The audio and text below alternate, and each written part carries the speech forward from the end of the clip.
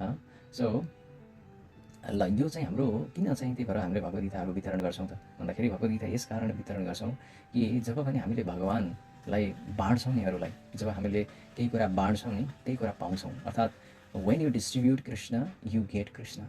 जब तपाईँले कसैले चाहिँ when you go and distribute krishna book, bhagvadgita and other spiritual books related to krishna, then actually you will get krishna will be revealed।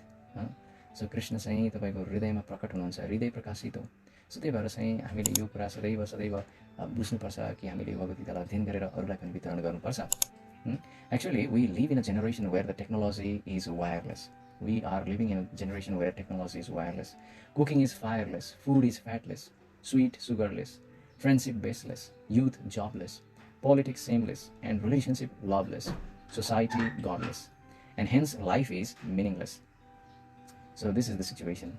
But by the mercy of Srila Prabhupada, हैन, हाम्रो चाहिँ हामीले के गर्छौँ अहिले भगवद्गीतालाई प्रत्येक 31 सेकेन्डमा चाहिँ हामीले एउटा भगवद्गीता वितरण अहिले पनि भइरहेको छ प्रभुपाजीको। सो भने पछाडि हामीले यो संवादमा हेरौँ न, संवादमा धेरै हाम्रो चाहिँ 4वटा विशेष गरेर क्यारेक्टर्सहरू सञ्जय, धृतराष्ट्र, अर्जुन, कृष्ण, राइट। सो यसमा हाम्रो चाहिँ सञ्जयले के भन्नुभएको छ भन्दाखेरि जब मैले भगवद्गीता सुने मलाई जिरिङ भयो भन्नुभएको छ कि हामीलाई पढेपछि यस्तो हुन्छ कि भगवद्गीता पढिसकेपछि हामीलाई यो जिरिङ अलिकति यो हुन्छ कि हुँदैन, हामीले चेक गर्नुपर्छ। वास्तवमा भगवान्ले हाम्रो लागि कत्रो सबै कुराहरू दिनुभएको छ, हामीले के गरिरहेका छौँ, भगवान्ले आफ्नो भक्तको लागि के गर्नु भएन। सो हामीलाई यो जिरिङ हुन्छ, म यहाँ के गरिरहेको छु, म यो संसारमा के गरिरहेको छु, म कसरी आफ्नो टाइमलाई वेस्ट गरिरहेको छु, यो सोचेर आफू जिरिङ हुनुपर्छ।